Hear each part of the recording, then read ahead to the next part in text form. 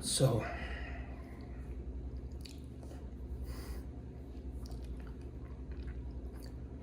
to finish off on Outcast being the chosen one, right? One of the things that makes a person the chosen one is what I was saying about love, separating them, being an outcast, having them go through the suffering, and then love being the one thing that helps them get out of it, right?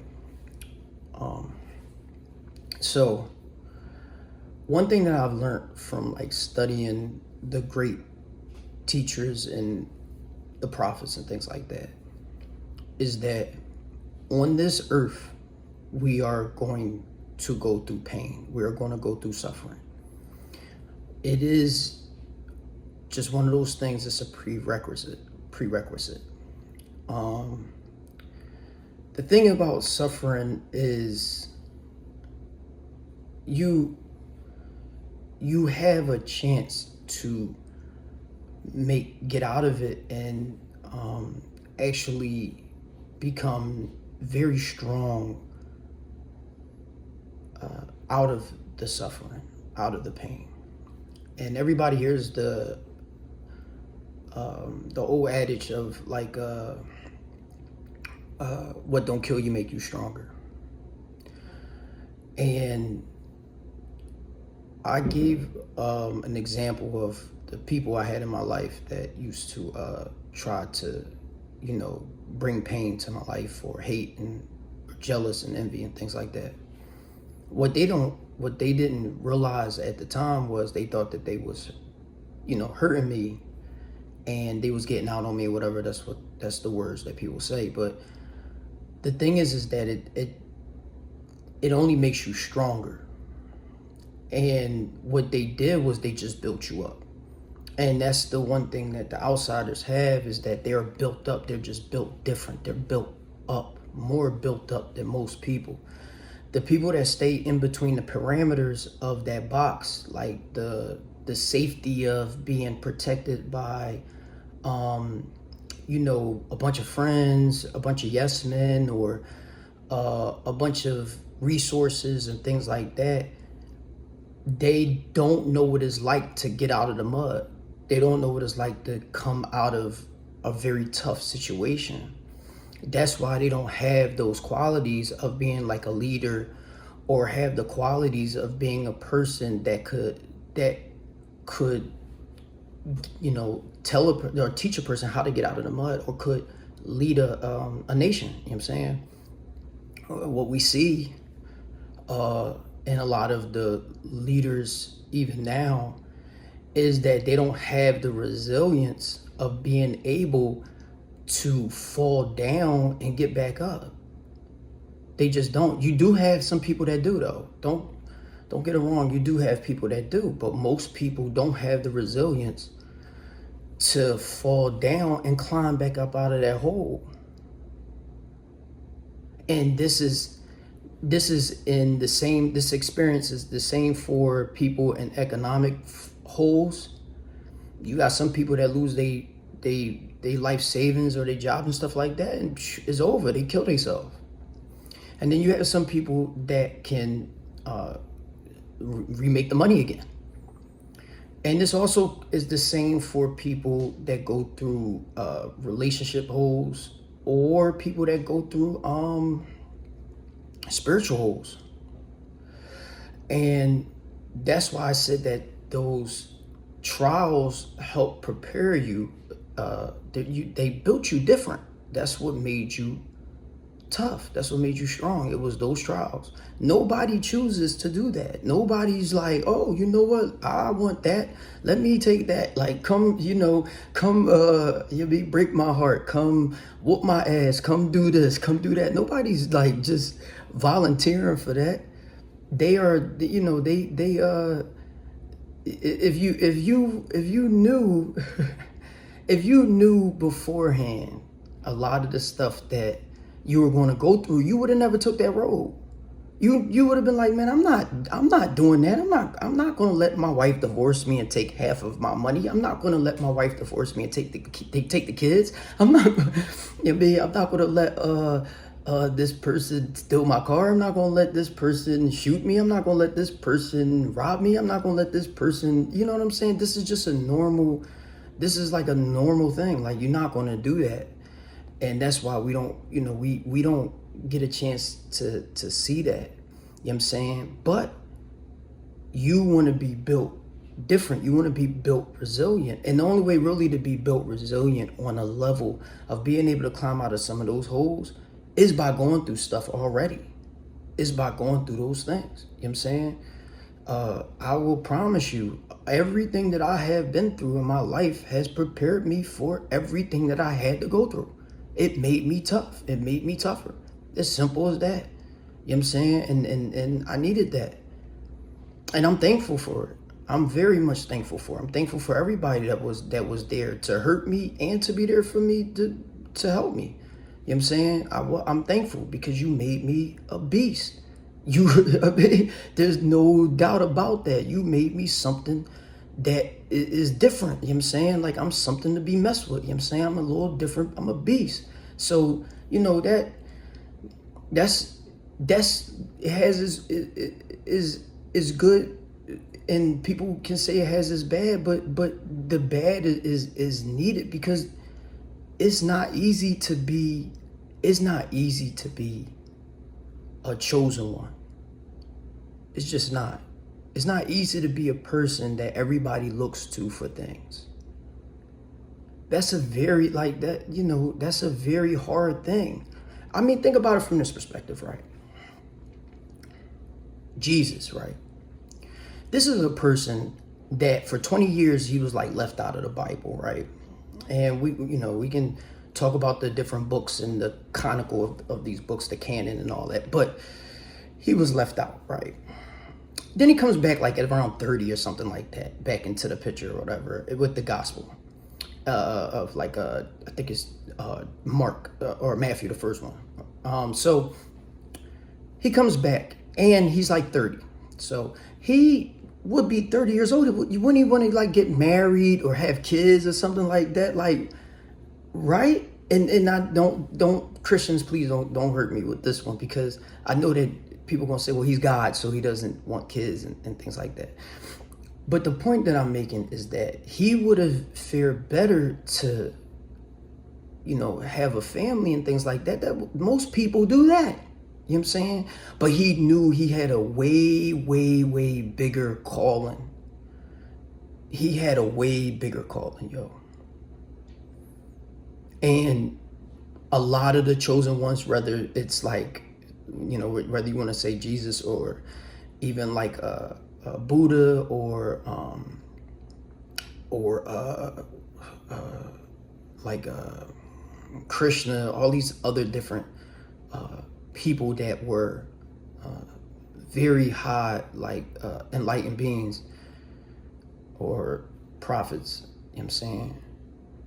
These people really were in solitude.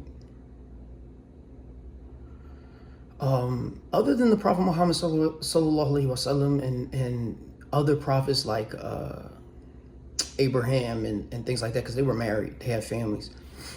These other ones, the ones that are like leaders, I guess, of like I said, other than the Prophet Muhammad sallallahu alaihi wasallam, but Jesus was a leader of a whole religion. He was in solitude. He didn't have a family. He didn't have a wife. So that's a very lonely life. That is a very lonely life. That's a very lonely existence. And what that does is you have to be strong enough and headstrong enough to live that type of life. And suffering. So what makes a person an outcast? Nobody chooses to do that. But suffering, continuous suffering, is one of those things that actually play on your life. It plays on your life to where you end up becoming an outcast, hence chosen one, by going through the suffering. And what suffering does is it's almost like if you look at all the chosen ones and all the masters and spiritual teachers, all of them went through some of the worst suffering known to human beings and written. You know what I'm saying? We're talking about people, we're talking about people that have been, going through all types. Even if you look at some of the greatest people, as far, or like human beings, like as far as like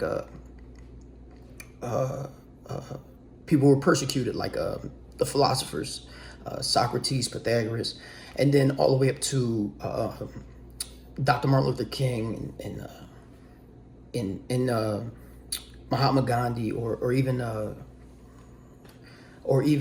like even the Black Panther Party leaders and things like that. These people went through they went through a lot of suffering, and they sacrificed their life for a group of people. And that's kind of the pinnacle, or like the zenith of a chosen one. And this is kind of the really unfortunate part of it, because this is a guarantee.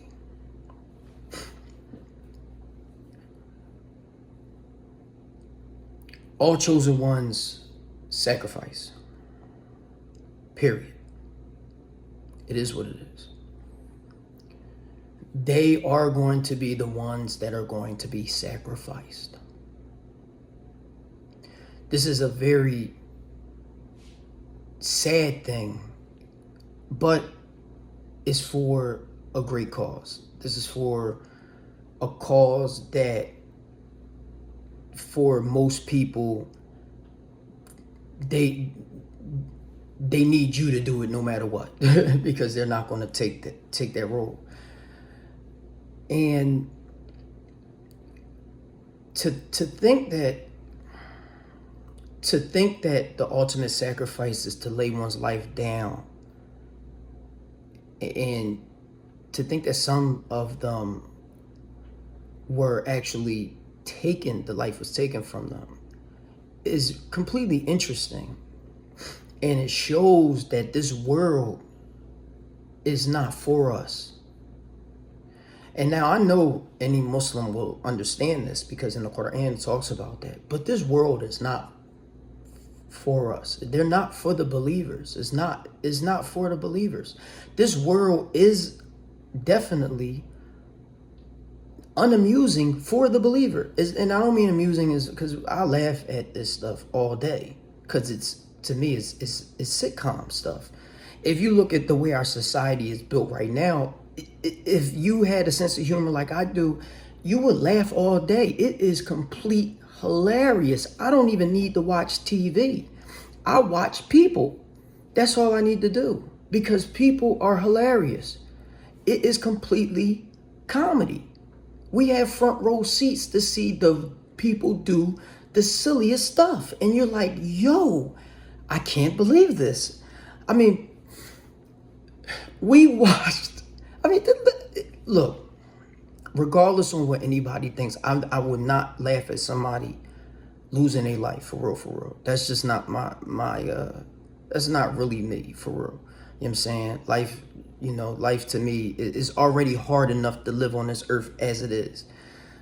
So people making their lives harder is even, to me, is even worse. And then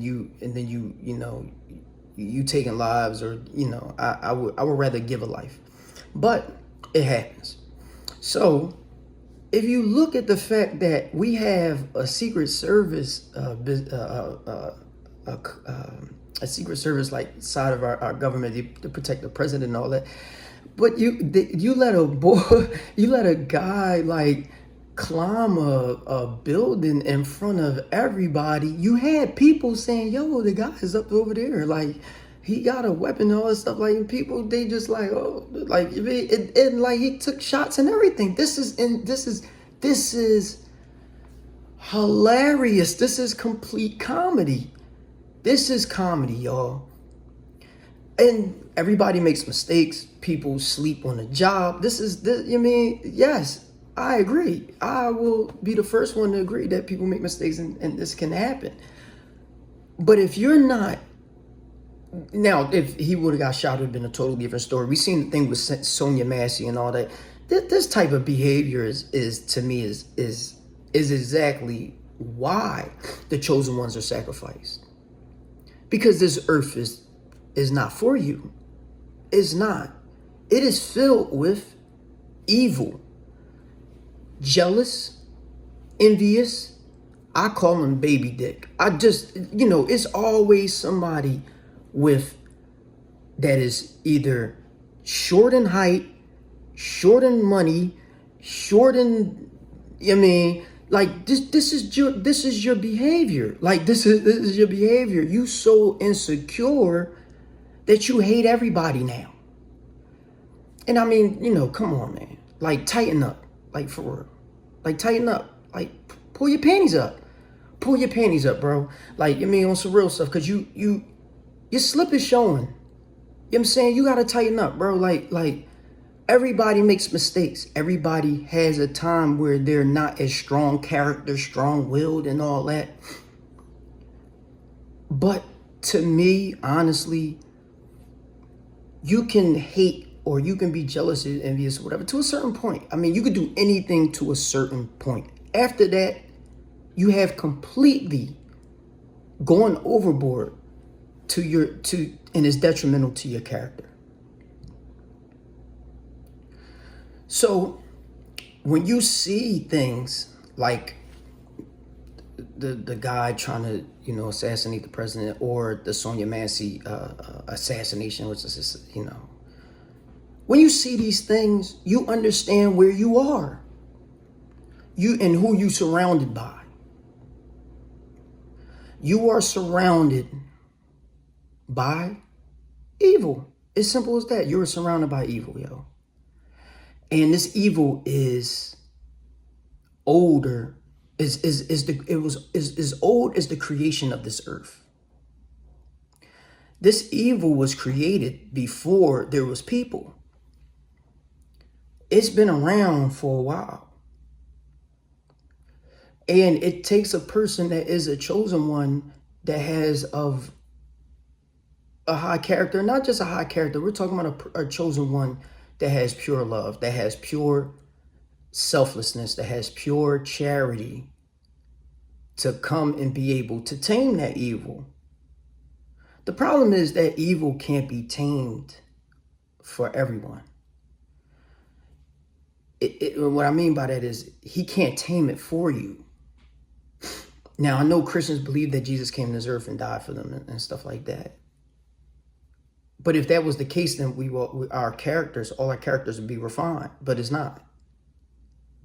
So what that means is you got to still put the work in. And I was reading something, and the person, the book that I read, he said perfection isn't achieved when there's nothing left to add, but it's achieved when there's nothing left to take away. I concur with this, right? Because like when I first started the first video, part 1, I said that I never experienced jealousy or envy. What that means is I never experienced it, so I never needed to take it away from me. I never needed to refine myself to have that stripped away from my character or my soul. But there's other things that I had to experience on this earth for me to create the character that I do have. And when I see other people go through their battles of the 7 deadly sins and all that, of greed, gluttony, and all those other things, I'm amazed at some of their battles, because their battles are primordial. And I know that, I beat up the 3 of the hate and the jealousy and the envy, but this is primordial, because if you think about it, there's always going to be somebody better than you in whatever you think that you're deficient in. So it doesn't make any sense to hate a person because of that. And then there's a lot of hate for people of other petty things like race or religion or things like that. And then you're like, well, wait, hold on. The majority in America are either follow Judaism, Christianity, or Islam. That's interesting, right? Because we all share the same prophets, which is just insane. Most of the stories are the same. All of this stuff is the same, but yet we will kill each other for it. This is complete madness. This is complete madness. That's why I said this is Comedy Central. This is really Comedy Central, y'all. Or money, right? You will kill for money. And, here, the prophets, they didn't even want money. They didn't want money. They didn't. And they could have been some of the, from Islam, the Prophet Muhammad sallallahu alaihi wasallam, Jesus alayhi salam, or even Moses alayhi salam. They could have been the richest people on this planet, Genghis Khan rich, and they didn't want money. Not saying that they didn't have money. They just didn't want it. And the Prophet Muhammad sallallahu alaihi wasallam, he lived a very meager life. So being or applying that ihsan, which I attained for, the perfection. That's what ihsan is. As a Muslim, I consider myself to be a true believer. I consider myself to be a true believer, and I try to attain perfection. And the way you would do that, honestly, is by stripping away the things that make you deficient of perfection. One of the ways you do that, suffering, and one of the ways you get through the suffering is by love. And that's what I referred to in the beginning, about love being able one of those things. And I'll read you something from the Bible in the book of Romans where it says, not only that, but we also rejoice in our suffering, because we know that suffering produces perseverance, perseverance, character, and character, hope. And hope does not disappoint us. Now think about that for a second, right? Also, in the Bible too, in Corinthians 13, he says, and now three remain. And now three remain. So imagine what I said about stripping yourself of the imperfections. He said, and now there remains. But it's three of them. But he says, now three remains, or there remains, Faith is one of them. Abiding trust in God and his promises. Hope, confident expectations of eternal salvation. And love, unselfish love for others, growing out of God's love for myself. And then he says, these three, the choices, graces, the choices of graces, but the greatest of these is love.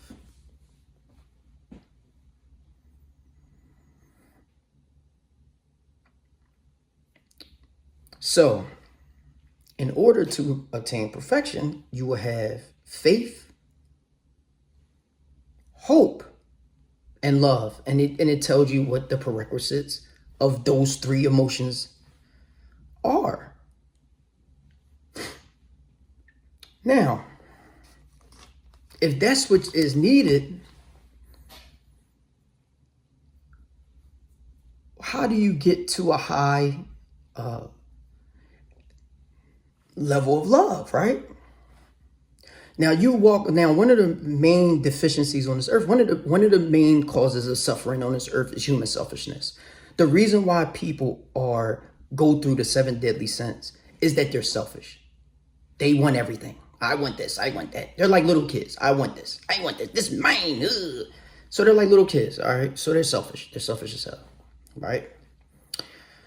How dare them give somebody else something, right? How dare them put somebody else in front of them? If you've ever had friends or people that you love, some of them will give you stuff, but they don't want you to have more than them, right?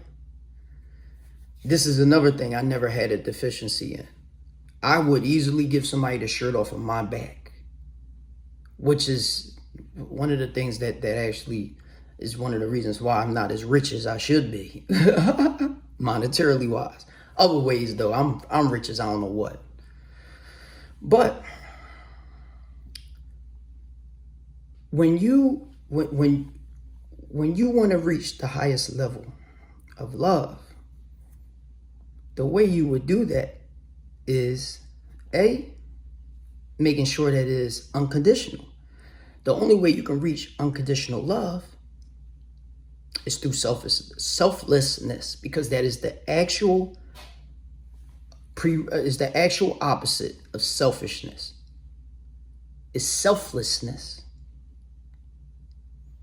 That's how you reach the pinnacle of love. But the greatest action of love is what the greatest selflessness act is. And if anybody understands that or knows what that answer is, they would know that it's forgiveness.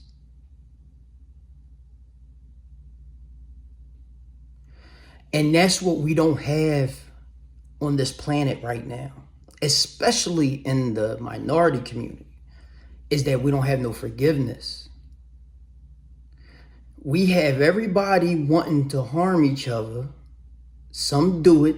Some too scared to do it, and some is just, they swear they tough. They want to do all this type of weird stuff, but there's no forgiveness. And I'm going to tell you something that is a guarantee, and this is from a person that will tell you that I have taken revenge before. It's harder to forgive than to take revenge. Actually, taking revenge is very childish. And until you get out of the taking revenge part, you will never be mature as an adult. You will never be emotionally mature. This is a very easy depiction. Like, this is very easy example. Like, this is easy as ABC 1, 2, 3. And that's what we don't have. And we don't not just have it in our communities. We don't have it on this planet. I mean, if you look at America from Israel, like, they want to go ahead and bomb people. Yeah, every day they're just bombing something somewhere else. And you're like, looking, you're like, yo, y'all just was tortured. Y'all just went through the Holocaust. Y'all just went through that. Why all of a sudden you want to be doing this to someone else? Exactly why. You see why? You see what this earth is?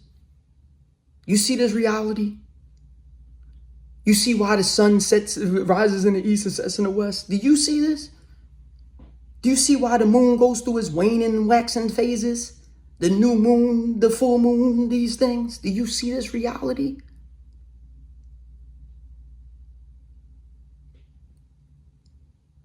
These people are insane.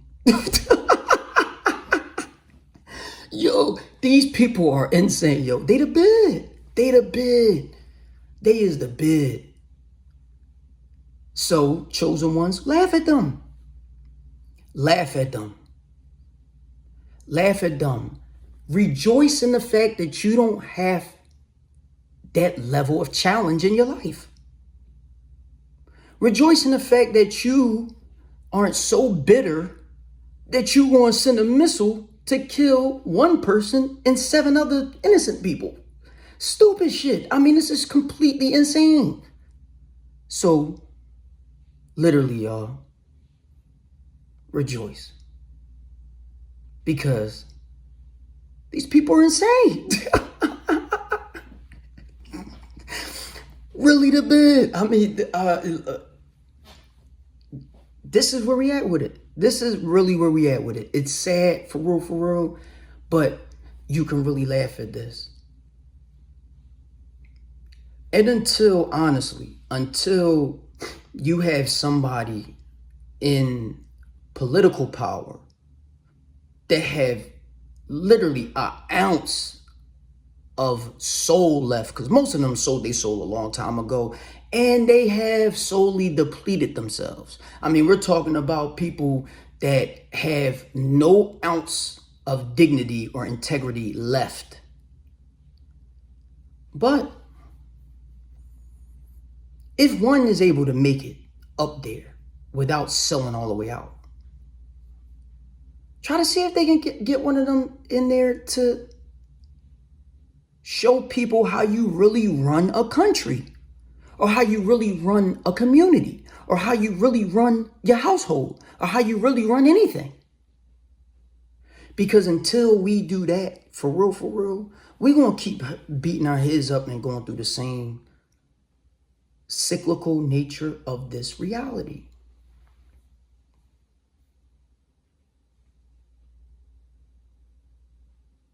Now, if you have gone through the suffering and you have gone through the misery, then you also know how to love. So use that for your everyday life so you can maybe be the one that leads yourself. Whether it's leading your household, because Muslims are the imams of their house, their communities, because you do have people that are council people in the Western society, or whatever other society, I don't really know, but that, or you have some people that are managers, CEOs, and things like that of companies, and then you have government officials. Make sure that you use that power and that soul glow to lead, because we need you. If you see what's happening, I can promise you that we only have a little bit of time left. And I mean that. I mean that as sure as that sun rises in the east and sets in the west. we got a little bit of time left. We have a lot of crises happening at the same time. And it's a guarantee that we are being suckered into calamities. I don't know what it's to hide. I personally don't really care. It's time now. And that's it.